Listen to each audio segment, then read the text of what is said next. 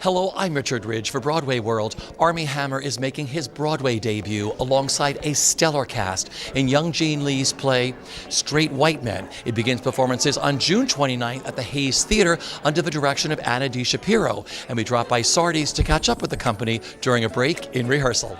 I'm extremely excited. This feels like the culmination of all of my years in this business, all of my classic theater training that I've been through. Every experience that has sort of like built on top of each other has led me here to working with Anna Shapiro, Josh, Paul, Tom, Kate, Ty. This is better than anything I could have dreamed up, and I'm excited to be here. The play obviously doesn't give too much away. It is about a father and three of his sons, and the sons are visiting the father over Christmas holiday, and one of the oldest son, played by Paul Snyder, has been back home living with dad for a while, and I play the middle brother, Jake, who's a banker, lives in New York, is recently divorced and has two kids. He's the only one that has children, and this is his first Christmas, away from his family and his kids.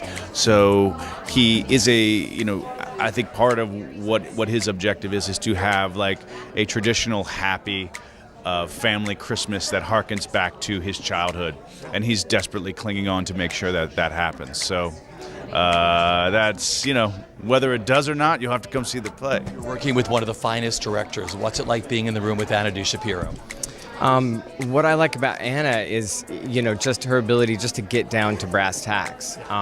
And obviously, it just really feels like we all have a place at the table. We all have our point of view, and we all have, there's no great hierarchy to deal with. We're just, we're just there, hashing out ideas.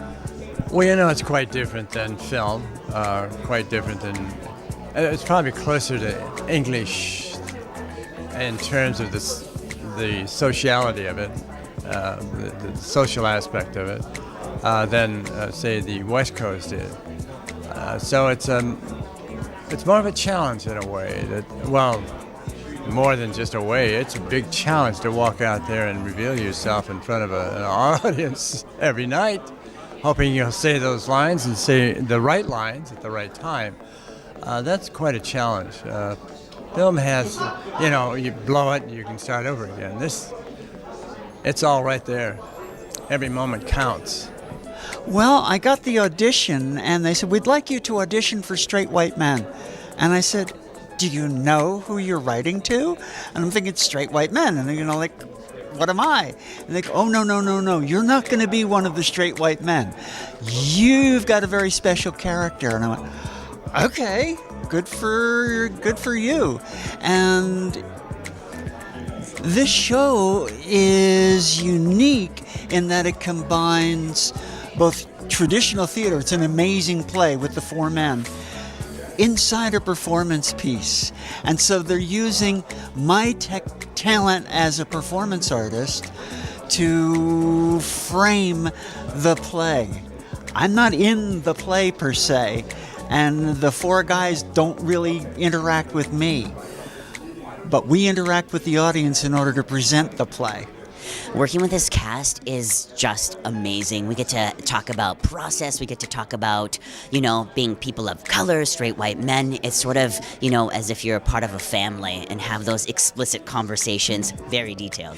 I'm looking forward to seeing people's questioning, disgruntled, smiling faces. And I'm also very excited to, I think, just, finish the first show and just celebrate with friends and family that come to see such like a piece that's revolutionary and it's going to change the world. I started the play because I noticed that there was this kind of change happening in society where, straight white men, they used to just be the default human and they didn't have this label put on them. It was everybody else who had the labels put on them. And then all of a sudden, now straight white male is becoming this label that gets put on people to identify them, stereotype them, etc. And so I thought it would be interesting to make a straight white male identity politics play. So what a cast you have put together for this. They are amazing. I was actually sort of nervous to work with Hollywood stars, but they just act like really great, committed actors. So that was a big relief. Well, I just am so excited to be back. You know, I had no plans on coming back anytime soon. I haven't been here for 3 years. I've got 2 little kids and a husband I love, and he's, working a ton. But then when we brought young Jean Lee to Steppenwolf Theater, where I'm the artistic director, to do this show, because I loved the show so much, she and I got to know each other. I loved working with her. And she said, it's going to Broadway. Is there any chance? And I immediately was like, yes, yes, yes. So I said, if they'll have me, I will come. I mean, I'm just in love with the play. I'm in love with her.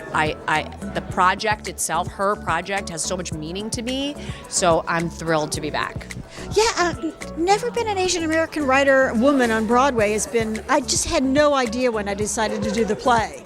I didn't do it for that reason. And then all of a sudden everybody said, oh, that's the first Asian American woman on Broadway. I said, no, I had no idea.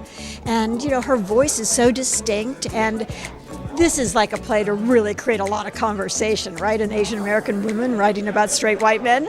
Ho-ho, here we go. That's what I love what you do at Second Stage. So you're running back and forth between 43rd Street and 44th Street? I'm spending all my time between those 2 streets. I don't ever get home. I spend all my time there. And, we're in tech for one show, rehearsals for the other. I mean, that's the exciting part. I like a little challenge. There are people who are going to come to the theater for the very first time because you're in it, because they might have fallen in love with you in a film. Because I remember when I first went to the theater, it was to see a film star, but I never knew what this whole medium was like, and it changed everything for me. What that means to you with the type of audience you're going to bring to this show. Well, I hope they come, because I think that there's a lot to be said in this play, and I think that there is a lot to be taken out of theater, and the experience of sitting down and watching a show and being caught up in this ephemeral thing that will last for one moment and blossom into this beautiful thing, and then it's done. And there's just something final about that and beautiful. And I think that if it is someone's first time coming, because me or whomever else is in this, I think that they will be coming again, because the theater is such an amazing experience.